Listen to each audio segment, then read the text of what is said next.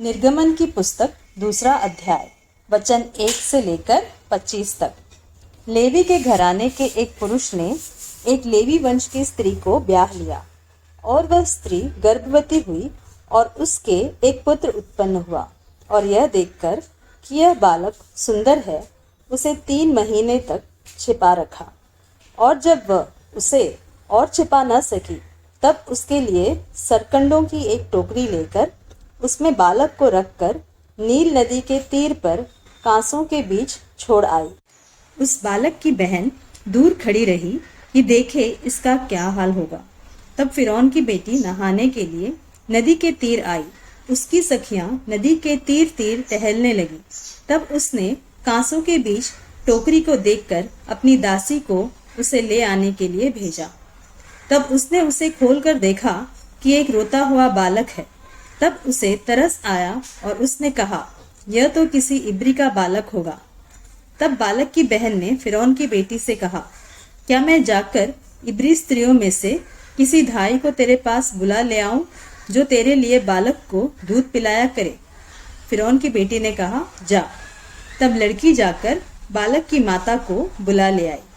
फिरौन की बेटी ने उससे कहा, तू इस बालक को ले जाकर मेरे लिए दूध पिलाया कर और मैं तुझे मजदूरी दूंगी।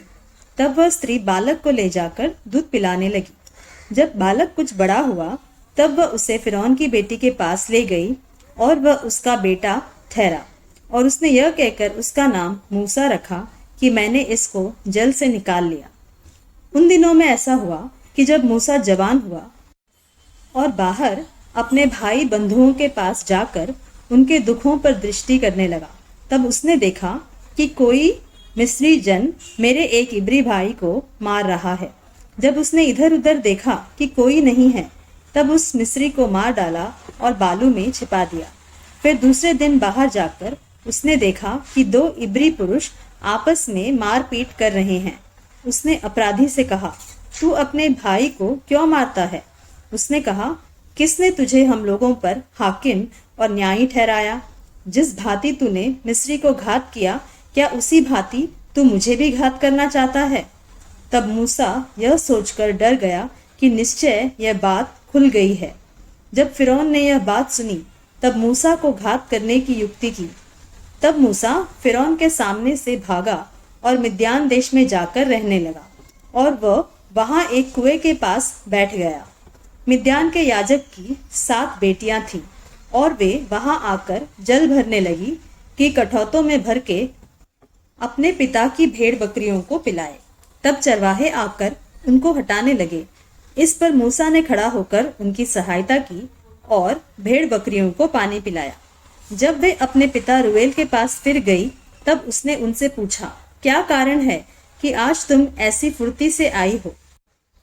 उन्होंने कहा, एक मिस्री पुरुष ने हमको चरवाहों के हाथ से छुड़ाया और हमारे लिए बहुत जल भर के भेड़ बकरियों को पिलाया।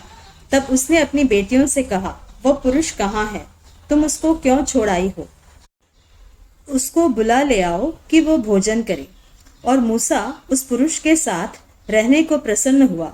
उसने उसे अपनी बेटी सिपोरा को ब्याह दिया और उसके एक पुत्र उत्पन्न हुआ।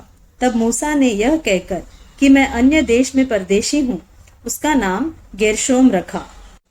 बहुत दिनों के बीतने पर मिस्र का राजा मर गया और इस्राएली कठिन सेवा के कारण लंबी लंबी सांस लेकर आहें भरने लगे।